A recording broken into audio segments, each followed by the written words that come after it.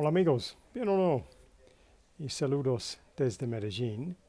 Y hoy en nuestro tema vamos a hablar poquito en cómo puedes combinar todas las diferentes formas de práctica que nosotros hablar durante las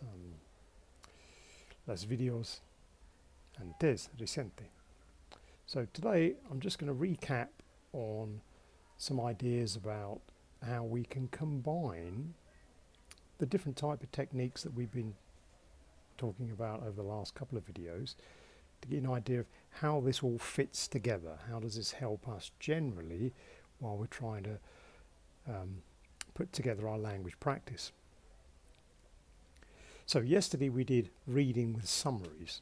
Now this is really helpful because, okay, it gives you a way of testing your understanding of the vocabulary, as well as practicing your reading aloud, because this is a really important skill, because that's going to give us control of the voice and confidence that when we are speaking, we're saying what we want to say in a way that's easily understood and is clear.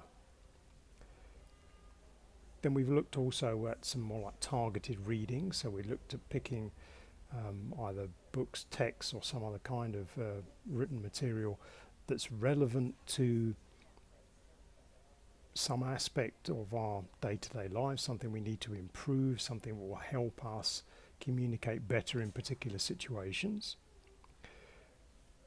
And we looked amongst that, we've taken examples from some of the more unusual vocabulary we come across in some of those readings, some unusual phrases, things that are perhaps not so easy to translate directly from one language to another, but ones we come across, okay, we practice that because that's a useful one that we can use in our general speeches, or something that we hear a lot. It's also very helpful. So even if it's nothing that we use particularly, if it's something that lots of people say generally around us, at least we should know to understand what they're talking about. So we've looked at reading aloud, finding ways to summarize that reading or the things we're hearing,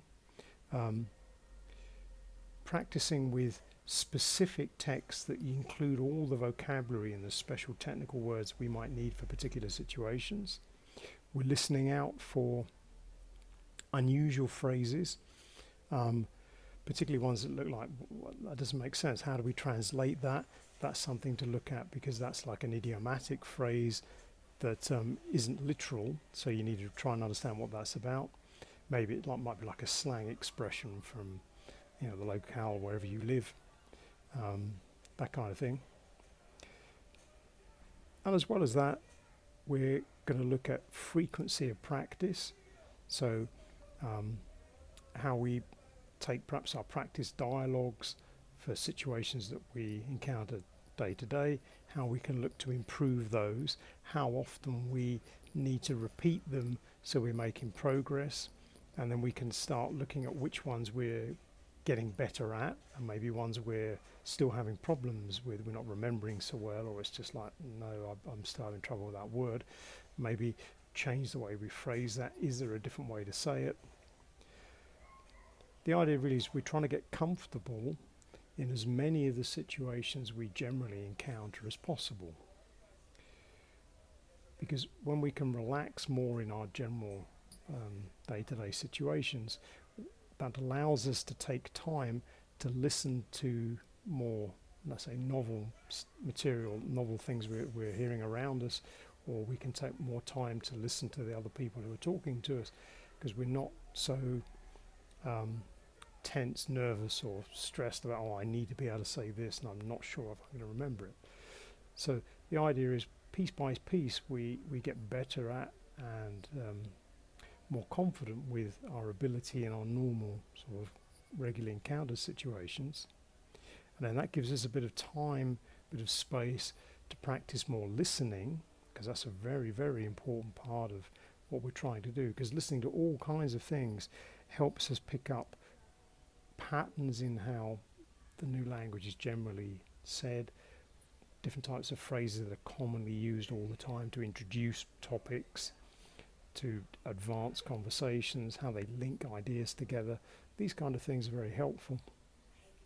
So then when we are in a situation, perhaps we're able to start the conversation because we know this is the kind of thing we want to talk about, but then we're more open to new vocabulary coming into that conversation. We have a better chance of understanding. And of course, the more we listen, the better we're tuning our ear for ourselves. So when we're doing our reading aloud, we can be self-critical and go back and go, it doesn't quite sound right. It would be better if I said it like this. So that's something to help us practice when we're just reading aloud and referring back. So there we go. That's a quick review of the kind of things we've been looking at over the last sort of week or so. I hope you've been finding this material useful. Déjame saber, como siempre, en los comentarios. And for now, from Medellin, it's Cheerio.